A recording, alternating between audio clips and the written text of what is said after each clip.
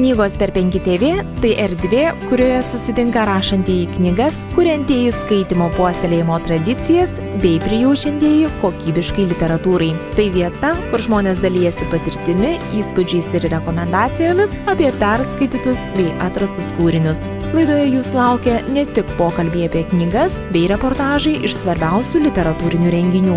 Knygos per PenkiTV – tai tavo gerų knygų gidas.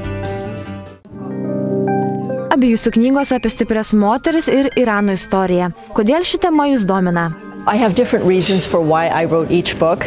With the first one, I was really interested in exploring a young woman, 14 years old, who thinks that she's going to get married and then finds that her life is not what she planned. So this happens early in the book. And my thought was, what would a life like that be? Because in very traditional Iranian culture, it was common for young women to get married at 14, and then that was their lives, being a mother, having children, and that was it. But that doesn't happen to my character, so she has to find a different way of living.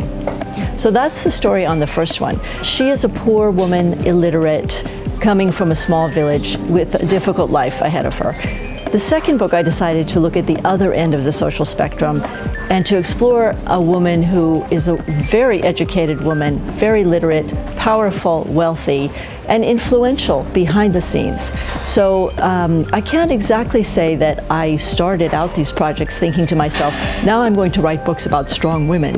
It sort of happened that way, but I think in some ways I'm writing against the stereotypes about women in the Middle East, which have been very much about the idea of them not having power or not having force, and that's of course not true. Papasakokite daugiau apie naująją knygą. Ar princesė Pari iš tikrųjų egzistavo? I have these Iranian histories that tell me about what happened in old times. And so I was looking through one of these, and many pages into this 1,000 pages, I found the story of this Princess Pari. So she was real. The thing that's interesting about this to me is that most of these histories, of course, are the histories of men. The history of the Shah, the history of his nobles, of battles, of diplomats from other countries, etc., all of whom are men. So they don't even mention the wives very much. They do mention them a little bit.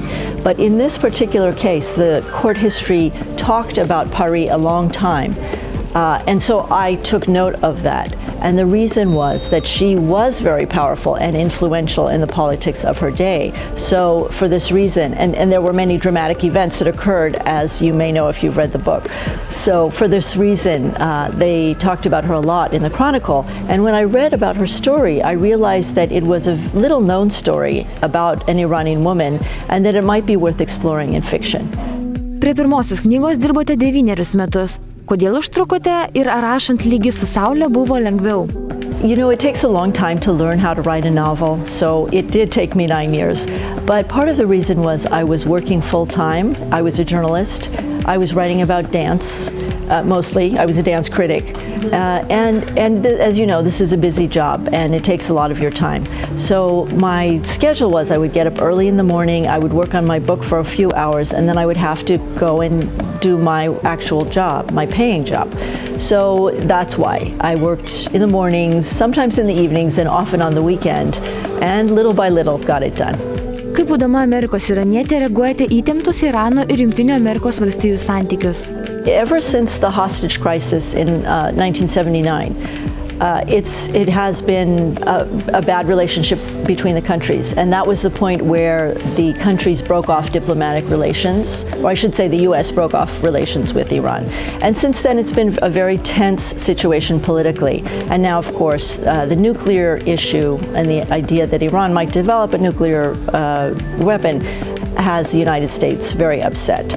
But I have to say, you know, these political issues are one thing, and then there's the everyday life of people and the dreams of people. And of course, Iranian people have dreams for more democracy and more freedom, and they really made that clear in 2009 when they came out on the streets and demonstrated in the Green Revolution and asked for more freedom. And so, of course, I'm hoping that that is possible for Iran in the future.